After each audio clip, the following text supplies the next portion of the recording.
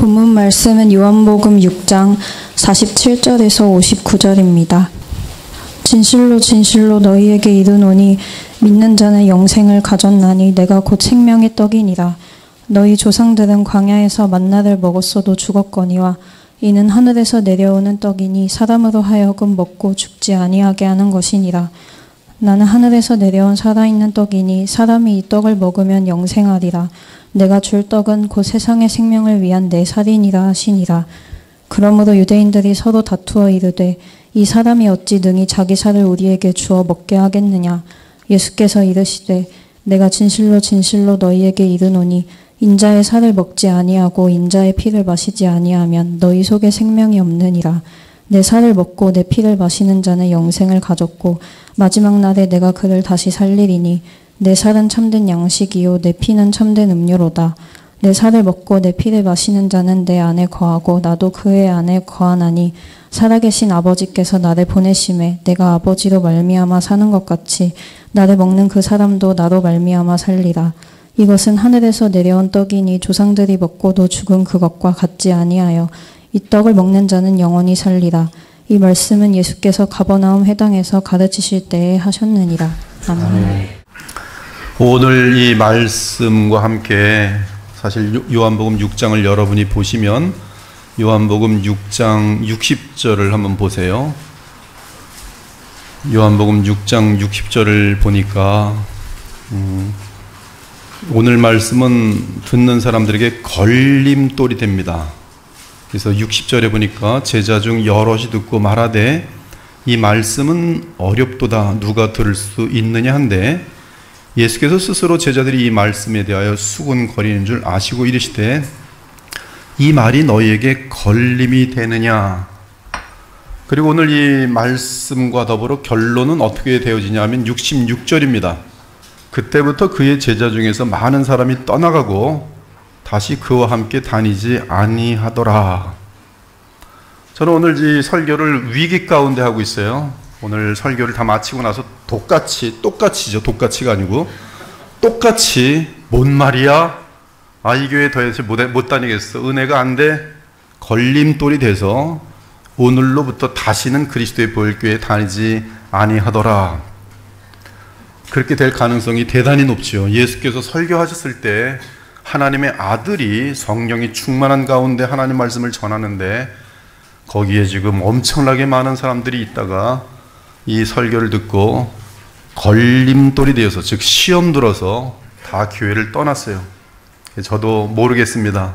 다음 주에 반타작이 나서 다들 다른 교회로 가고 조금만 진실한 남은 자들만 이 교회에 오게 될지 모르겠어요. 그러나 주의 종은 사람의 숫자를 두려워하지 않습니다. 다 떠나도 상관없어요. 제 양심 깊은 곳에서 주님의 말씀을 그대로 증거하기 때문입니다. 이 유대인들은 예수님을 사람으로만 알았습니다. 그들은 예수님이 독생하신 하나님이 사람이 되신 하나님의 아들이라는 사실을 몰랐습니다. 따라서 예수께서 자기가 하늘에서 내려온 떡이라고 말씀하시자 그들은 예수에 대하여 수군거립니다. 그리고 수군거림에 대해 이유를 댑니다. 6장 42절에 보니 이 사람은 요셉의 아들 예수가 아니냐? 그 부모를 우리가 아는데 자기가 지금 어찌하여 하늘에서 내려왔다 하느냐? 그들은 예수님의 출신을 압니다. 그들은 예수님이 갈릴리 사람이라는 것을 알고 있습니다. 사실은 그의 태생은 베들레헴이죠. 그러나 갈릴리에서 오래 살았기 때문에 사람들은 갈릴리 사람이라 불렀어요. 갈릴리 사람으로 알고 있습니다. 그들은 예수님이 요셉과 마리아의 아들인 것도 알고 있었고 예수님의 아버지 요셉은 살아있을 때 목수라는 것도 알고 있었습니다.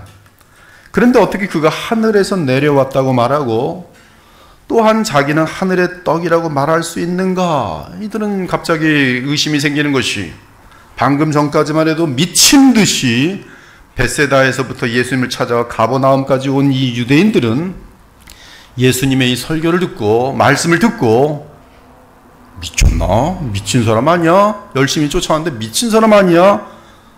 우리한테 지금 거짓말하는 거 아니야? 라는 생각으로 가득 차버립니다. 하지만 사실 예수님은 이미 오병이어의 표적으로 벳세다에서 자신이 창조주 하나님이신 사실을 증거하셨어요. 객관적인 증거입니다. 한두 사람이 본 것이 아니 2만 명 가까이 아이들을 포함하여 그 모든 사람들이 본 증거입니다. 부인할 수가 없어요. 그럼에도 그들은 썩을 양식에만 관심이 있기에 그 표적에 담긴 위대한 증거를 보지 못하였습니다. 그렇습니다. 우리 주님은 참 사람이 되신 하나님이시기에 사람의 눈으로만 보면 그냥 사람입니다.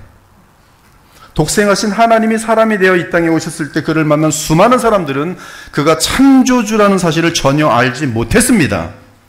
그는 무한한 사랑 때문에 자신을 낮추시고 우리를 구속하기 위해 이 세상에 종으로 오셨건만 사람들은 창조주이신 그를 알아보지 못했습니다.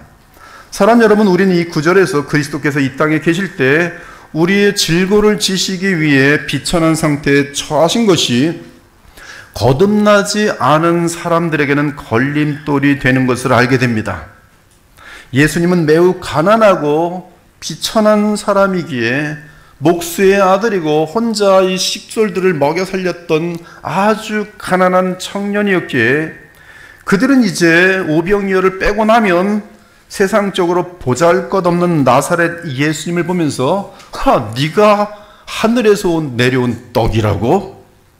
네가 하나님이 보내신 그리스도라고 조롱을 하기 시작하는 것이, 이것이 썩을 양식을 추구하는 부패한 일반 인간들의 예수님에 대한 반응입니다. 그러므로 이사야는 예수께서 이 땅에 오실 때 사람들이 어떤 반응을 나타낼지 미리 알려주었어요. 우리가 전한 것을 누가 믿었느냐? 여호와의 팔이 누구에게 나타났느냐? 그는 주 앞에서 자라나기를 연한 순 같고 마른 땅에서 나온 뿌리 같아서 고운 모양도 없고 풍채도 없은즉 우리가 보기에 흠모할 만한 아름다운 것이 없도다.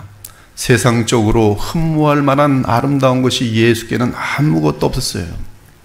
돈도 없고 권력도 없고, 지금 오병이어 때문에 잠깐 인기를 얻었지만 원래 인기도 없었고, 그는 멸시를 받아 사람들에게 버림받았으며 간고를 많이 겪었으며 질고를 아는 자라 마치 사람들이 그에게서 얼굴을 가린 것 같이 멸시를 당하였고 우리마저도 그를 귀히 여기지 아니하였도다.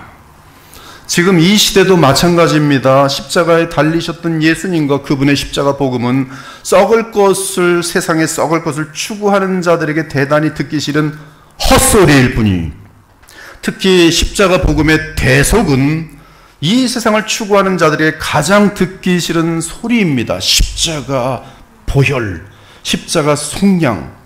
이 십자가 속량이 담고 있는 대속, 우리를 대신하신 하나님의 제물 되심은 이 세상을 추구하는 자들에게는 가장 듣기 싫은 소리. 그 이유는 교만을 버리지 못한 인간에게 가장 싫은 복음은 자신의 의나 공로나 세상 자랑거리가 아닌 하나님의 어린 양의 십자가 대속에 의한 죄사함 및 칭의이기 때문입니다. 그러므로 참된 복음은 세상의 마음을 빼앗긴 교만한 자들에게 반드시 걸림돌이 됩니다. 십자가의 도가 멸망하는 자들에게는 미련한 것이요, 구원을 받는 우리에게는 하나님의 능력이라. 하나님의 지혜에 있어서는 이 세상이 자기 지혜로 하나님을 알지 못하므로 하나님께서 전도에 미련한 것으로 믿는 자들을 구원하시길 기뻐하셨도다. 유대인은 표적을 구하고 헬라인은 지혜를 찾으나 우리는 십자가에 못 박힌 그리스도를 전하니 유대인에게는 거리끼는 것이요 이방인에게는 미련한 것이로되. 거리끼는 것이고 미련한 것이. 그래서 여러분들이 그들한테 맨날 그 사람은 그러는 거예요. 좀 미련한 것들, 오늘도 교회 가서 놀러 가도 되는데 이 좋은 날씨에 정신 나간 것들, 미련한 것들. 십자가의 복음을 따르는 자들, 예수님, 그들이 볼 때는 다 정신 나간 사람들이에요. 우리는 십자가에 못 박힌 그리스도를 전하니 유대인에게는 거리끼는 것이요 이방인에게는 미련한 것이로되. 그러므로 오늘 이 설교는 구원받지 못한 사람들과 새 속에 물들어 있는 사람은 속에서 부글부글 올라올 거예요. 또 목사님이 이상한 소리 하네. 거리 껴서 인사도 안 하고 싹 나가버릴 거예요. 끝나자마자. 유대에게는 거리 끼는 것이요 이방인에게는 미라는 것이로되 오직 부르심을 받은 자들에게는 유대인이나 헬라인이나 그리스도는 하나님의 능력이요 하나님의 지혜니라. 어쩌면 예수님 앞에 서 있는 이 유대인들은 신앙의 여러 면에서 그럴듯하게 보였을 것입니다. 진실해 보이고 열정이 있어 보였을 것이. 벳세다에서 배를 나눠 타고 여기까지 쫓아왔어요. 지난밤에 밤새도록 찾고 낮에 아침 내내 찾고. 얼마나 열정이 엄청납니까? 도덕적으로도 흠이 없을 수도 있어요. 심지어 매우 겸손해 보이기도 합니다. 하지만 그들에게는 살아계신 그리스도를 향한 인격적 의식과 그와의 실제적인 교통이 없습니다. 또한 그리스도의 십자가 죽음이 도대체 나와 무슨 상관이 있는가 하는 생각이 머릿속에서 떠나지 않습니다. 그들은 자신이 하나님을 믿는다고 생각하지만 예수님의 십자가 속량은 전혀 마음에 와닿지 않습니다. 정신이 거의 나간 어떤 분을 기도와 사랑으로 고쳐줬어요. 교회를 다녀주더라고요. 한 6개월은 다녀주더라고요. 너무 고마워서. 그러나 오늘 고백하더라고요. 목사님, 근데 이야기할 것이 있어요. 뭡니까? 하나님은 믿어지는데 예수님은 절대 안 믿어집니다. 예수라는 유대인이 도대체 나를 위해 십자가 죽은 것 하나도 안 믿어집니다. 가슴이 너무 아프더라고요. 거의 미친 지경에 있는 사람들을 고쳐놨는데도 불구하고 전혀 와닿잖아요. 혹시 이 자리에 나도 그런데? 그 사람은 지금 구원받지 못한 사람이에요. 가짜예요. 예수님의 십자가 속량이 전혀 마음에 와닿잖아요. 예수님 앞에 서 있는 유대인들이, 떡을 찾아 여기까지 쫓아온 유대인들이, 그들은 그리스도의 피에 대해 감상적 반응을 나타내기도 하지만 우리를 위해 죄가 되신 그리스도의 죽음과 가난과 고난이 나를 위한 주의 사랑인 것이, 주의 한량없는 사랑인 것이 그들에게 와닿지 않아요. 어떤 사람에게는 주의 보혈하면 눈물이 한없이 흘리면서 2시간, 3시간이고 주님의 그 보혈의 대속에 감사하며 눈물 흘리는데 이들은 그 대속이 마음에 와닿지 않아요. 그 하나님의 무한한 사랑이 와닿지 않아요. 그러므로 한때 열정적으로 그리스도를 따랐는데 자기들이 원하는 것을 얻지 못하면 그들은 어느새 그리스도를 향해 심한 무관심 및 심지어 혐오를 드러내는 것이, 이렇게 유대인들이 예수님에 대하여 수군거리자 주께서 그들에게 대답하셨습니다. 너희는 서로 수군거리지 말라. 그리고 곧바로 우리 본문 전체를 아우르는 가장 중요한 말씀을 하십니다. 나를 보내신 아버지께서 이끌지 아니하시면 아무도 내게 올 수 없으니 오는 그를 내가 마지막 날에 다시 살리라. 선지자의 글에 그들이 다 하나님의 가르침을 받으리라 기록되었은즉 아버지께 듣고 배운 사람마다 내게로 오느니라. 여기서 우리는 이끌다라는 단어에 주목해야 합니다. 신약 성경에서 이 단어가 사용되는 모든 곳에는 이끌리는 대상의 저항을 암시하고 있어요. 예를 들어 요한복음 21장 11절에서 베드로가 153마리의 큰 물고기를 가득 찬 그물을 끌어당길 때에 동일한 헬라어 단어가 쓰이고 있습니다. 이때 물고기들이 그물에 이끌리는 것을 자원합니까? 야, 신난다, 우리 잡혔다. 그렇지 않습니다. 엄청나게 반항합니다. 어떻게든지 그물에서 벗어나려고 파닥파닥거려요. 그러나 어부는 그물로 물고기를 잡아 이끕니다. 마찬가지로 죄 많은 인간 본성은 하나님께서 우리를 그리스도께로 이끄시는 일에 협조하지 않습니다. 오히려 끝까지 저항합니다. 그러나 하나님은 신비로운 섭리 및 성령의 역사로 인간의 저항하는 마음을 감동시켜서 부드럽게 이끄십니다. 하나님은 그걸 절대로 강요하지 않으세요. 놀라운 방법으로 부드럽게 이끄십니다. 그리고 우리의 저항을 감사로 바꾸어내시. 이것이 바로 하나님의 전능하심이 나타나는 가장 위대한 역사입니다. 그러므로 그리스도를 믿는 믿음을 가진 자들은 하나님의 가장 큰 신비한 역사가 이미 임한 가장 복된 자들인 것이, 그러므로 예수님의 이 말씀은 이미 앞에서 하신 말씀과 조화를 이룹니다. 아버지께서 내게 주시는 자는 다 내게로 올 것이요 내게 오는 자는 내가 결코 내쫓지 아니하리라. 내가 하늘에서 내려온 것은 내 뜻을 행하려 함이 아니요 나를 보내신 이의 뜻을 행하려 함이니라. 나를 보내신 이의 뜻은 내게 주신 자 중에 내가 하나도 잃어버리지 아니하고 마지막 날에 다시 살리는 이것이니라. 마지막 날에 다시 살리는 이것은 요한복음 6장에 계속 후렴처럼 반복되고 있어요. 내가 하나도 잃어버리지 아니하고 마지막 날에 다시 살리라. 누구를? 나를 보내신 이의 뜻은 내게 주신 자 중에, 내게 주신 자는 내가 하나도 잃어버리지 아니하고 다 구원할 것이며 영생을 줄 것이며 마지막 날에 다시 살리라. 내 아버지의 뜻은 아들을 보고 믿는 자마다 영생을 얻는 이것이니 마지막 날에 내가 이를 다시 살리리라. 그러므로 유대인들이 그리스도를 믿지 못한 이유는 사실상 그리스도에 대한 하늘의 증표가 없어서 믿지 못한 것이 아니었습니다. 다만 하나님께서 그들을 그리스도에게로 이끌지 않으셨기 때문에 믿지 못한 것이, 그러나 아버지께서 이끄시는 사람은 반드시 예수 그리스도께로 오게 됩니다. 그리고 반드시 그리스도를 믿도록 되어 있다는 말씀이, 지금 이 말씀에 아멘 하는 분들도 있지만 여기서부터 걸림돌이, 그럼 난 뭐야? 인간은 아무 자유의지가 없네. 여러 의견들이 이제 곧바로 나오게 돼 있어요. 하지만 아버지께서 그분의 은혜로 그리고 그분의 영으로 사람의 마음을 이끄시기 전까지는 사람은 결코 복음의 우리 주 예수 그리스도를 믿지 않을 것입니다. 예수님의 이 말씀에서 우리는 분명한 진리를 확인하게 됩니다. 그것은 인간은 스스로의 힘으로 해결할 수 있거나 그리스도를 믿을 수 없다는 사실이, 오직 그리스도를 보내신 아버지께서 은혜로, 즉 성령으로 사람의 마음을 변화시켜야 믿을 수 있습니다. 다르게 말하면 성령을 통한 하나님의 은혜 없이는 그 누구도 참된 그리스도인이 될 수 없다는 말씀입니다. 그 이유는 사람은 아담의 죄 안에서 영적으로 완전히 죽어 있기에 스스로 자신에게 영적인 생명을 줄 수 없는 것이, 그러므로 바울은 이 진리를 동일하게 선포합니다. 하나님께서 허물과 죄로 죽었던 너희를 살리셨도다.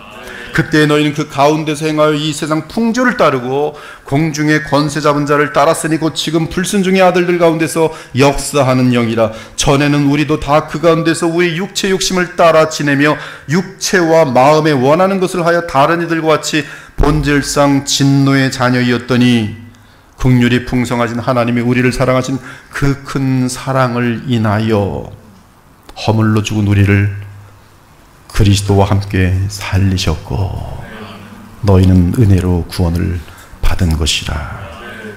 하나님이 성령으로 우리 안에 역사하실 때야 비로소 우리 인간은 복음을 들을 때 예수 그리스도를 믿을 수 있습니다. 즉 이 말씀은 인간은 죄로 인하여 전적으로 부패함으로 영적으로 죽은 상태에 있기 때문에 인간의 의지로 하나님과 그리스도를 선택할 수 없다는 말씀이, 그러면 멸망의 책임은 누구에게 있습니까? 우리는 논리적으로 곧바로 그러면 멸망의 책임은 하나님께 있겠죠. 아닙니다. 그것은 하나님의 은혜이고 자비일 뿐이에요. 멸망의 책임은 그 부패한 존재에게 있어요. 자비를 베풀지 않으신 하나님께 있지 않습니다. 그럴 수 없어요. 멸망의 책임은 부패한 인간에게 있습니다. 그 이유는 그들은 부패한 상태에서 그들의 자유의지로 끝까지 하나님을 대적하기 때문입니다. 그러므로 어떤 사람이 그리스도께 나오고자 하는 진정한 소망과 바람이 있지만 나아갈 능력이 없다고 말하는 것은 거짓말이에요. 진정으로 그리스도께 나아가고자 하는데 하나님이 택하지 않으셔서 나아갈 수 없다고 말하는 것은 거짓말입니다. 오히려 사람에게는 그리스도께 나아가고자 하는 소망이나 바람이 전혀 없기 때문에, 완전히 마음이 어둠 속에 있기 때문에 나아갈 능력이 없는 것이, 한편 예수님이 45절에서 인용하신 구절, 즉 아버지께 듣고 배운 사람마다 내게로 오느니라는 말씀은 이사야 54장 13절입니다. 내 모든 자녀는 여호와의 교훈을 받을 것이니, 그리고 그 교훈 안에서 가장 중요한 핵심은 그리스도와 그의 속량이기에 아버지께서 듣고 배운 사람은 반드시 메시아에게 나온다는 뜻이, 즉 아버지는 구약의 말씀으로 메시아를 영접하도록 교훈하셨고 이러한 교훈으로 성령으로 거듭나도록 믿음을 주셨다는 것입니다. 그러므로 구약에서 성령의 역사로 인하여 바른 믿음을 가진 자들은 반드시 예수님을 하나님의 아들 메시아로 믿게 되어 있었어요. 예를 들어 이사야 53장을 받을 때 어떻게 오실 메시아의 속량과 대속과 부활을 부인할 수 있겠습니까?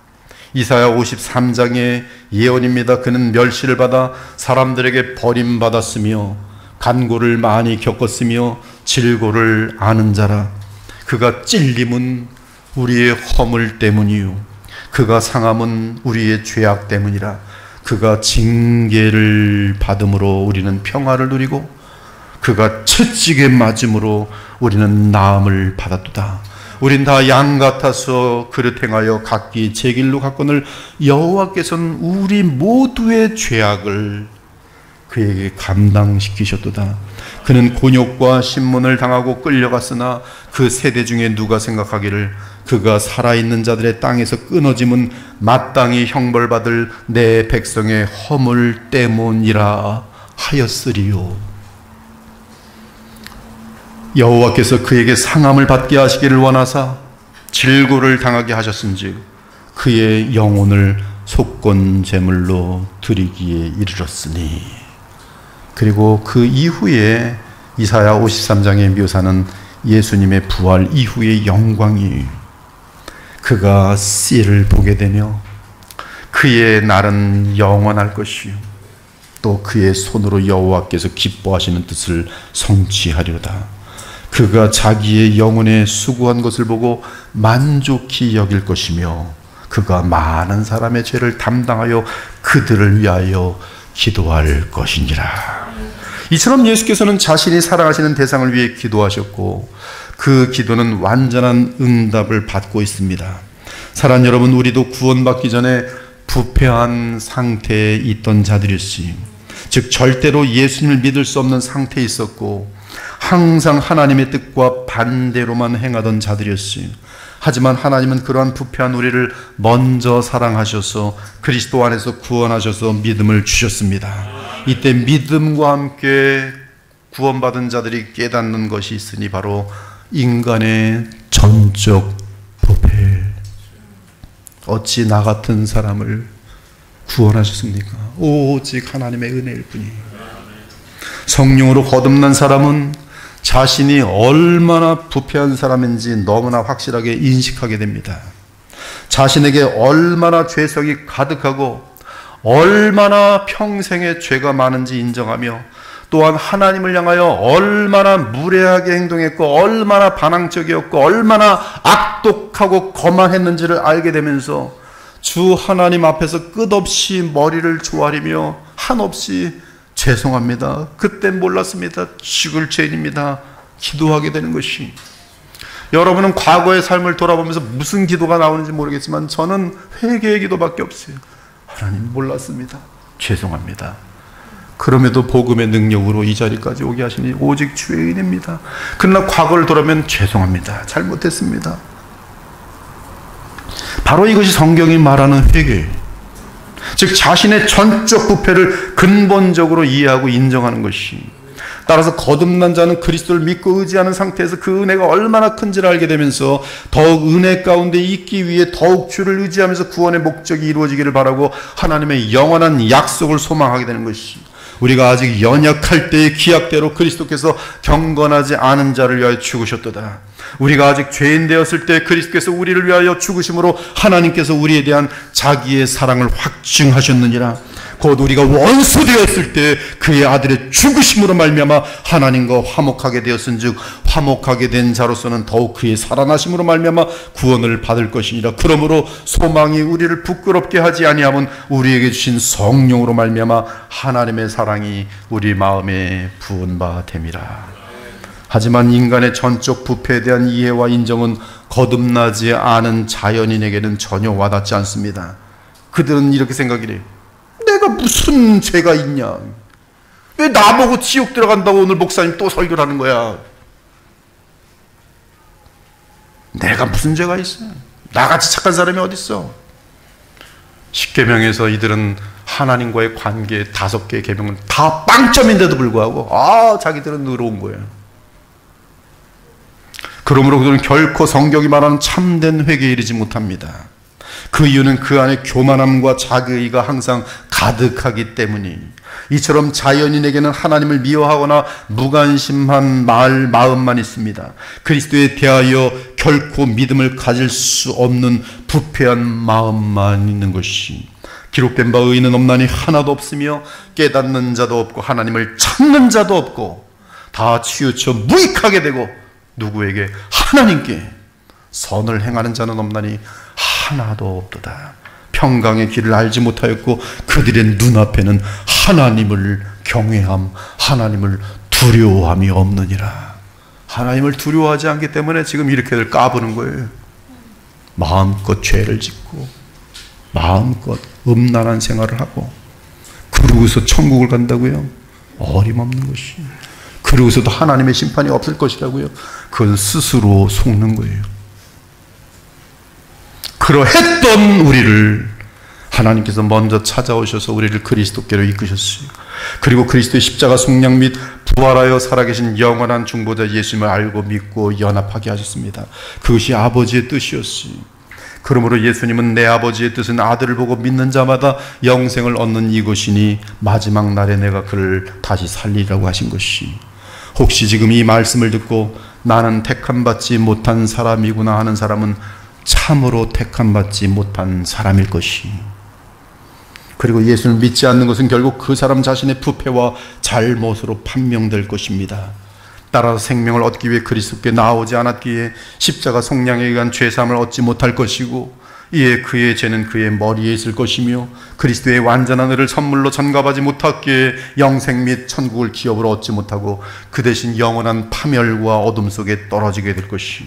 그러나 나는 예수님이 하나님의 아들 그리스도이심을 믿고 그분을 나의 구주와 왕과 중보자로 모시고 더욱 주 예수님을 의지하며 살아가겠다고 다짐하는 사람이라면 그는 아버지의 뜻에 따라 그리스도를 믿는 자로서 영생을 얻는 자이고 얻은 자이고 마지막에 그리스도께서 그를 다시 살리실 것이.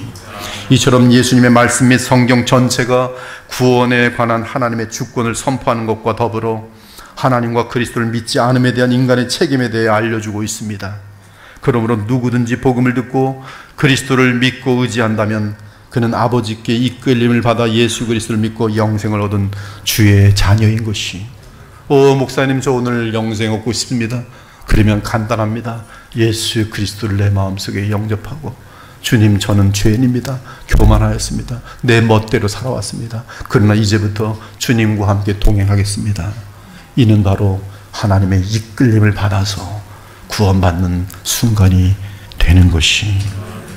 사랑하는 여러분, 이미 구원받은 자들은 아직 예수 그리스도를 진정으로 믿지 않는 사람을 볼 때 예수님을 보내신 아버지께서 그를 이끌지 않으시면 그가 믿음으로 예수님께 나오지 못한다는 것을 잘 알고 있습니다. 그렇다면 구원받은 신자는 구원받지 못한 불신자를 위해 무엇을 할 수 있습니까? 그렇습니다. 정말로 그 영혼을 불쌍히 여기며 기도하는 것이, 그리고 고백과 삶으로 불신자에게 복음을 전하는 것입니다. 그러면서 계속 그 잃은 영혼을 위해 아버지께 간구하는 것이. 이는 오직 성령의 능력만이 그들을 이끌어 주시고 가르쳐 주시고 그리스도를 참되게 믿게 해주신 것을 알기에 아버지께 간구하는 것입니다. 그러므로 멸망의 길로 달려가고 있는 눈먼 영혼들을 위해 계속 간절하게 눈물로 기도하기 바랍니다. 하나님께서 주권적인 은혜를 통해 생명의 기적을 일으켜 주시기를 계속 기도하기 바랍니다. 하나님은 반드시 우리의 안타까운 기도를 응답하여 주실 것이. 한편 우리 예수님은 46절에서 하나님 아버지와 동일한 위치에서 아버지를 본 자는 오직 하나님에게서 온 자, 즉 하나님의 아들 예수님밖에 없다고 선포하십니다. 그분은 독생하신 하나님이 사람으로 오셔서 메시아가 되신 하나님의 아들 예수 그리스도이십니다. 이는 아버지를 본 자가 있다는 것이 아니니라 오직 하나님에게서 온 자만 아버지를 보았느니라. 여기서 하나님에게서 온 자라고 할 때 원어를 보면 하나님으로부터 항상 나오는 자라고 되어 있어요. 즉 예수님의 근원은 하나님이십니다. 그분은 영원히 하나님이신데 사람이 되신 것이, 따라서 예수님은 영원토록 창조주의 세계의 하나님이시며 또한 동시에 시공간의 피조 세계의 참 사람이십니다. 이러한 분은 동정녀 마리아의 몸에서 성령으로 잉태된 우리 주 예수 그리스도밖에 없습니다. 그러므로 그분은 하나님을 아십니다. 예수님은 이 세상에 오시기 전에 하나님을 보셨고 또한 하나님을 아십니다. 이는 그분 자신이 독생하신 하나님이시기 때문입니다. 그러므로 이 땅에 오신 하나님의 아들을 알지 못하고는 하나님을 바르게 알 수 없습니다. 또한 하나님을 참으로 아시는 예수님의 교훈 외에 우리 부패한 인간에게 하나님을 바르게 알려주는 교훈은 이 세상에 없습니다. 이에 하나님은 구약에서 먼저 그리스도에 대해 교훈하셨고 하나님께 교훈받은 자들은 그리스도를 믿고 바라보았으며 마침내 그리스도께서 이 땅에 실제로 오셨을 때 그들은 그를 알아보았습니다. 다만 안타까운 것은 주 예수님이 오셨을 때 주를 참으로 알아보고 맞이한 자는 그의 공생의 전체에서 그리 많지 않았다는 사실이, 새언약 시대에도 이미 2000년이 지났습니다. 새언약 시대에도 모든 만민 가운데 택한 백성이 구원을 받아 하늘나라에 들어가기에 하늘의 시온에 누적된 그 영혼들이 하늘에 있는 주의 백성의 수는 아브라함에게 약속하신 것처럼 하늘의 별처럼 많고 바다의 모래처럼 많습니다. 하지만 각 시대, 각 나라, 각 지역에서 구원받는 자들은 여전히 좁은 길에 서 있는 소수의 무리일 뿐이에요. 특히 주의 재림이 가까이 올수록 택함 받은 자들의 수는 더욱 극소수가 될 것입니다. 그러나 인자가 올 때에 세상에서 믿음을 찾아볼 수 있겠느냐.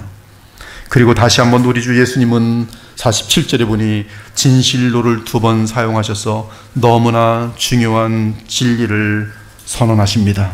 진실로 너에게 이르노니 믿는 자는 영생을 가졌나니 내가 곧 생명의 떡이니라. 너희 조상들은 광야에서 만나를 먹어서도 죽었거니와 이는 하늘에서 내려오는 떡이니 사람으로 하여금 먹고 죽지 아니하게 하는 것이니라. 나는 하늘에서 내려온 살아있는 떡이니 사람이 이 떡을 먹으면 영생하리라. 내가 줄 떡은 곧 세상의 생명을 위한 내 살이니라.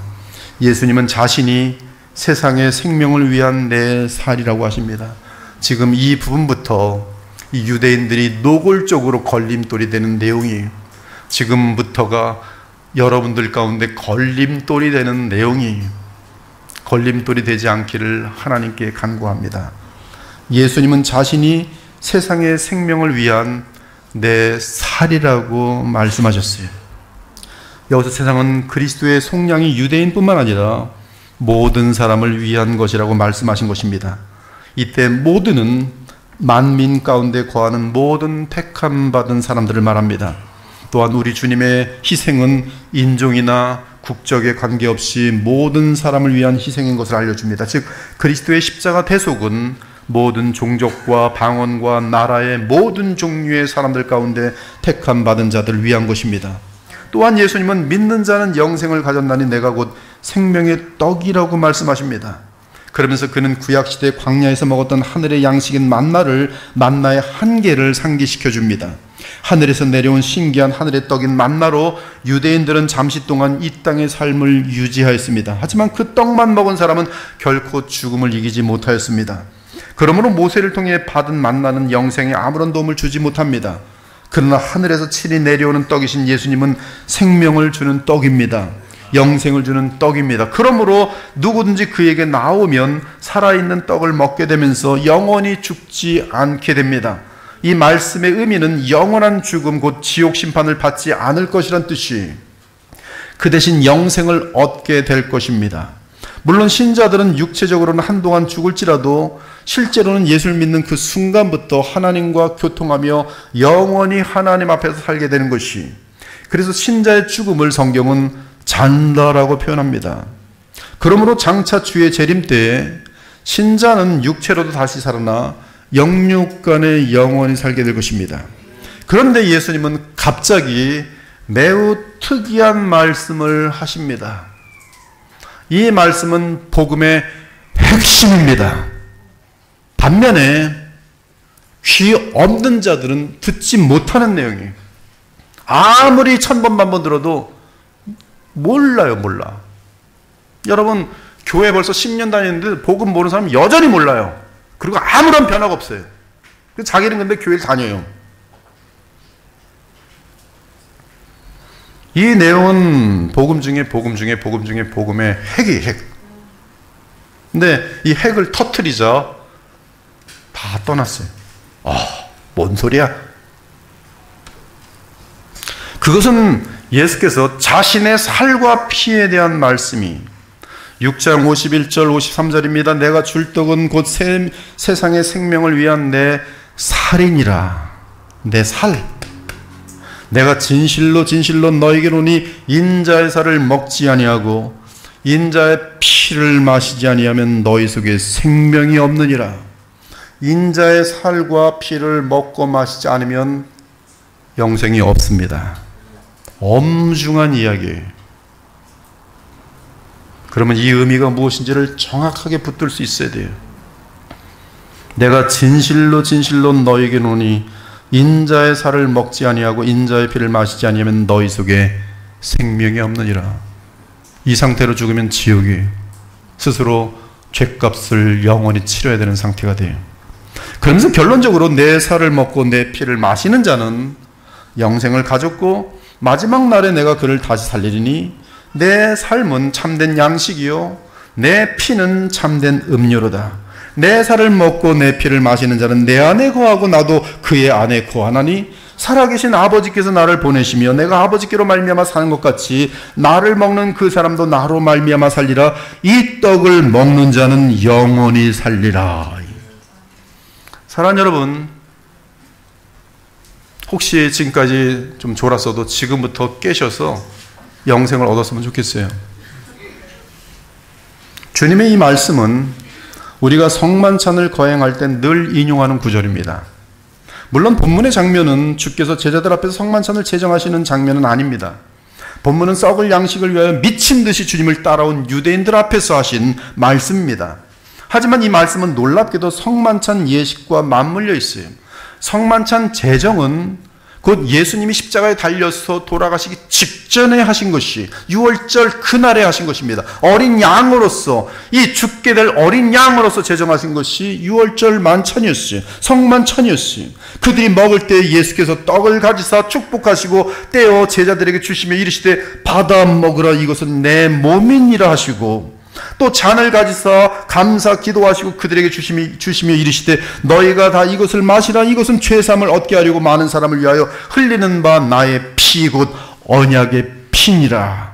즉 예수님의 살과 피를 먹고 마신다는 것은 죄사함을 얻게 하는 새 언약에 속하는 것이요 십자가 속량으로부터 영생하도록 있는 양식을 얻는 길인 것을 알 수 있습니다. 즉 예수님의 살과 피는 십자가 속량 및 부활하신 중보자 예수님을 전제로 하고 있어요. 그것이 제자들에게 하신 성만찬 제정에서 나타나는 배경입니다. 예수님의 십자가 죽음과 부활의 배경이. 그러므로 요한복음 6장에서 하신 말씀 역시 이제 곧 자기 백성의 죄값을 치르시기 위해 십자가에서 대속하시고 나아가 부활 후에 그들에게 완전한 의를 전가하여 주시며 더욱이 믿음으로 영생 얻은 자들에게 계속 생명의 양식을 공급하여 주실 것을 미리 언급하신 것이, 요약하면 요한복음 6장에서 우리 주 예수께서 인자의 살과 피를 언급하신 것은 주의 십자가 속량과 부활을 알려주시며 영원히 살아계시는 그리스도를 인격적으로 믿고 신뢰하는 자들에게 십자가 속량에서 흘러나오는 은혜와 성령을 부어주실 것을 말씀하신 것입니다. 따라서 믿음으로 그리스도를 영접하고 의지해야 할 것을 말씀하신 것이. 한편 우리는 이 장면에서 예수님의 이 말씀을 전혀 알아듣지 못하는 불신의 유대인들을 보게 됩니다. 그들은 예수님의 이 위대한 영생의 말씀을 문자적으로 이해했습니다. 그러면서 예수님이 참으로 사람의 살과 피를 먹고 마시라고 말한 것으로 오해했어요.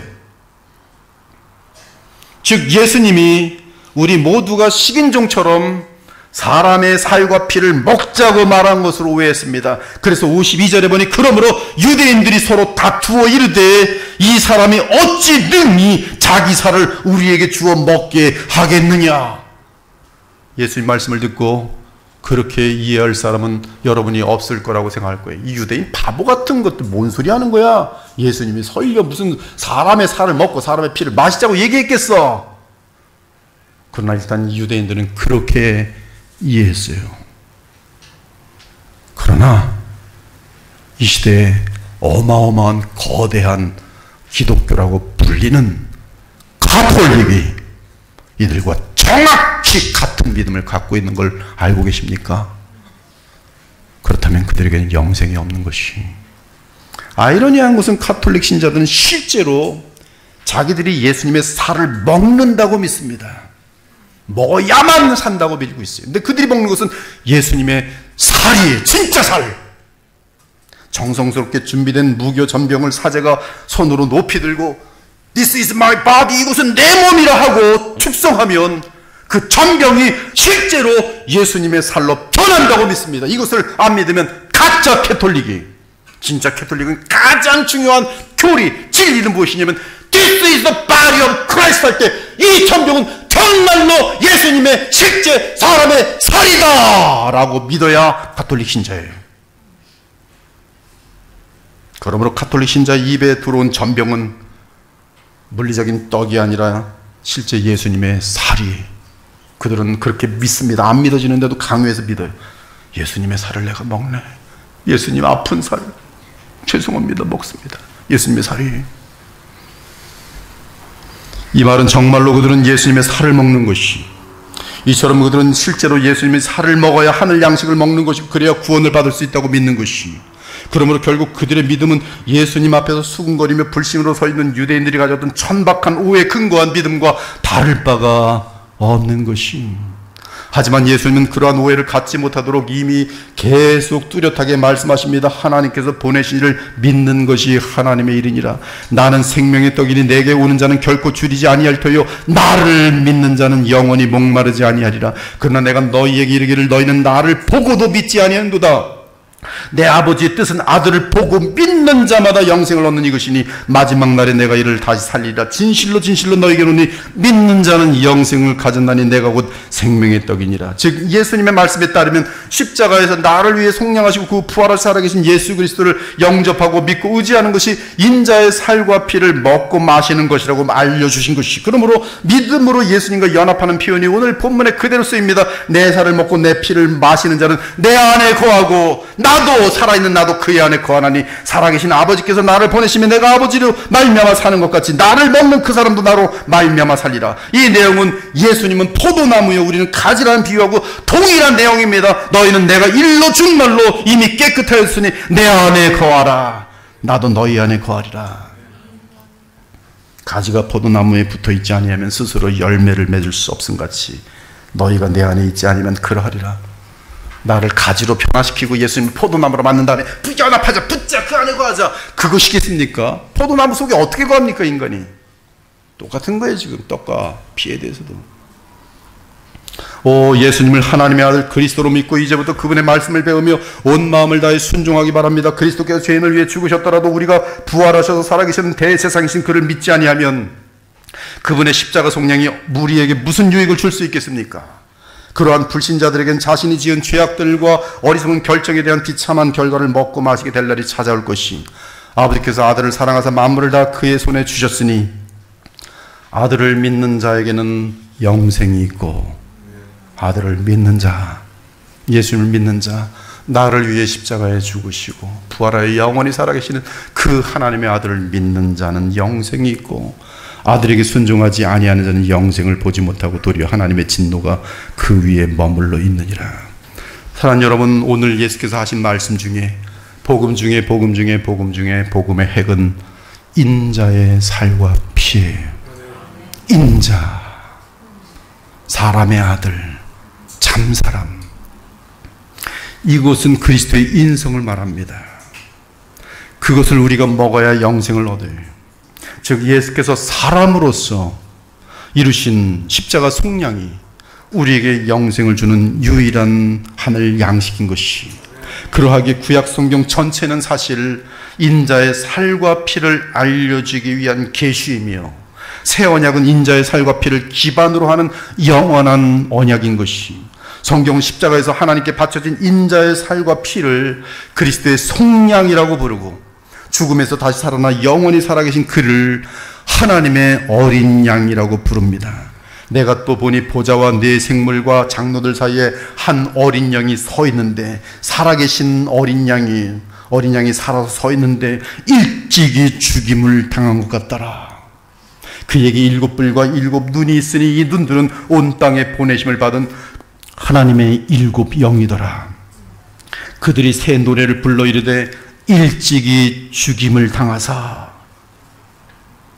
참 이 찬송 부르면서 눈물 많이 흘렸어요. 일찍이 죽임 당하사. 나를 위해 일찍이 죽임 당하신 예수님. 근데 죽음으로 끝나지 않더라고요. 그리고 살아계셔서 모든 족속과 방언과 백성들과 나라 가운데에서 사람들을 피로 사서 하나님께 드리시고 그들로 우리 하나님 앞에서 나라와 제사장을 삼으셨으니 죽임을 당하신 살아계신 어린 양은 능력과 부와 지혜와 힘과 존귀와 영광과 찬송을 받으시기에 합당하도다. 찬송을 어떻게 받아요? 살아계신 어린 양이기 때문에. 그분은 일찍이 나를 위하여 십자가에서 죽임 당하신, 살과 피를 쏟으신 하나님의 아들, 인자 예수인 것이. 오 말씀 하나님이 세상에 사람으로 오셔서 십자가에서 속량하신 이유는 단 한 가지입니다. 그것은 바로 우리를 향한 영원한 사랑이, 물론 하나님이 아들을 보내신 것 역시 무한한 하나님의 사랑입니다. 그리고 우리의 죄값을 대신하여 십자가에서 피와 살을 하나님께 바치신 인자는 하나님이 그 제물을 받으셨다는 증거로 그를 죽음에서 일으키셨어요. 그리고 죽음에서 일어나신 인자는 만유의 주와 우리의 영원한 대제사장 및 하나님 나라의 영원한 왕이 되셨습니다. 그러므로 이 땅의 신자들은 영광의 예수 그리스도, 살아계시는 그리스도를 믿음으로 그리스도와 연합하고 인자 같은 이이신 그리스도 예수님은 우리에게 성령을 충만하도록 부어주십니다. 다니엘 7장과 계시록 1장 정도에서 보면은, 2장 정도에서 보면은, 1장 정도에서 보면 이 촛대 사이로 가는 인자 같은 이라고 되어 있고요. 다니엘서에도 인자 같은 이, 즉 영광을 얻으신 인자예요. 인자이긴 인자인데 참 사람인데 변화된 인자, 그분과의 연합이, 살아계신 예수님과의 이 믿음으로의 연합이, 그분께서 보내신 성령으로 우리와 함께 연합함이, 우리의 머리 되신 예수님과 인격적으로 연결됨이 바로 영생이, 그것이 영생이, 그것이 인자의 살과 피를 먹고 마심이.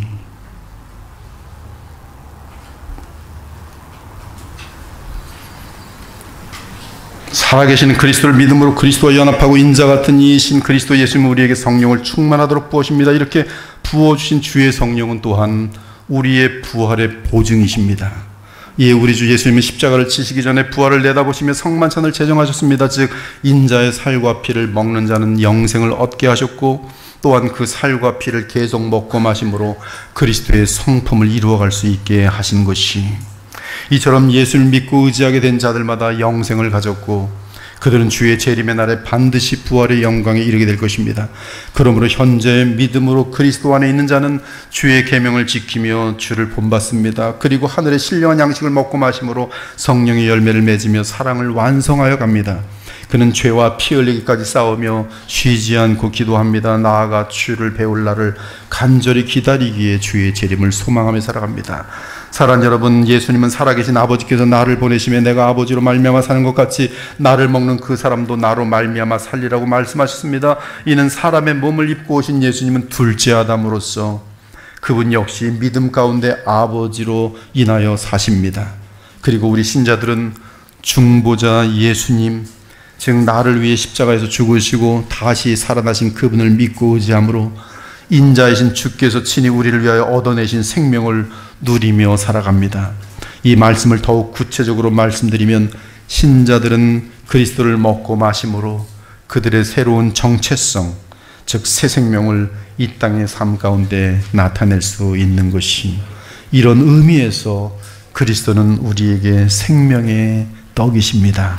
이런 의미에서 구약시대 사람들은 인자의 살과 피를 친히 먹고 마시지는 못했어요. 상징적으로 바라볼 뿐이었어요. 그러나 우리는 참으로 인자의 떡과 피를 마시니 우리는 한없는 은혜와 확신과 능력과 사랑을 누리는 것이, 즉 우리는 성령 안에서 하나님의 나라를 누리며 살아가는 천국 백성인 것입니다. 그리고 이렇게 인자의 살과 피를 먹고 마시는 자는 하늘과 땅이 통일된 새로운 세상에 사는 새로운 피조물로서 이미 하늘에 앉힌 자들이, 전에는 우리도 다 그 가운데에서 우리 육체의 욕심을 따라 지내며 육체와 마음에 원하는 것을 하여 다른 이들과 같이 본질상 진노의 자녀였더니 긍휼이 풍성하신 하나님이 우리를 사랑하신 그 큰 사랑을 인하여 허물로 죽은 우리를 그리스도와 함께 살리셨고 또 함께 일으키사 그리스도 예수 안에서 함께 하늘에 앉히셨으니 이는 그리스도 예수 안에서 우리에게 자비하심으로써 그 은혜의 지극히 풍성함을 오는 여러 세대에 나타내려 하심이라. 사랑하는 여러분, 복음의 핵심은 십자가 대속과 그 대속을 치르시고 부활하여 살아계시는 중보자 예수님입니다. 그러므로 나를 위해 죽으시고 살아나신 예수님을 인격적으로 믿을 때 우리의 죄가 씻겨지고 우리의 영혼이 주님의 살로 된 떡을 먹으며 거룩한 은혜를 얻게 되는 것이, 그 은혜가 바로 우리로 죄와 세상과 마귀를 이기게 하는, 우리를 변화시키는 하나님의 능력이, 그리고 우리가 바로 그러한 무한한 사랑을 받은 주의 자녀들인 것입니다. 이처럼 여러분은 우주보다 더 귀한 하나님의 아들의 피로 값주고 산바된 사람들이니 얼마나 고귀한 자들입니까? 고귀하다는 것은 100원 내면 100원짜리고 억 내면 억원짜리가 되는 것이, 여러분, 일부러 능력이 많은 부자들이 자기 사랑하는 여자들에게 말도 안 되는 것을 일부러 하는 것은, 너는 그 정도의 가치가 있다는 것을 가지고 이 100원짜리 가지고 억을 주면서 하면서 주는 거예요. 예수께서는 여러분을 위하여 그분의 핏값은 온 우주보다 귀한데 여러분을 위하여 지불하셨으니 여러분은 얼마나 고귀한 자들인지 아십니까? 여러분은 세상에 썩어질 것으로 가치 평가가 될 수 없는 사람들이, 우리는 그리스도의 피로 인하여 왕같은 제사장이 된 자들입니다. 그러므로 이제 우리의 남은 삶은 더욱 그리스도의 살을 먹으며 그리스도의 장성한 분량까지 더욱 뚜렷하게 변화하여 성장하기를 우리 주 예수 그리스도의 이름으로 축원합니다. 주 하나님 감사합니다. 인자의 살과 피, 4000일 동안 기다려왔던 메시아가 자기 백성의 죄를 해결하기 위해 나타내신 마지막 장면이 십자가에서 쏟으신 인자의 살과 피라는 것을 오늘 알게 하시니 감사합니다. 그리고 살아계신 우리 주 예수를 믿는 자마다 그 인자의 살과 피로 인한 무한한 거룩한 영양분을 받으며 그리스도 안에서 자라나게 하신 것을 오늘 알게 하시니 감사합니다. 오늘 이 복음이 마음속에 와닿고 믿어질 수 있도록 우리 주님 자비와 긍휼을 베풀어 주시옵소서. 살아계신 우리 주 예수 그리스도의 이름으로 기도합니다. 아멘.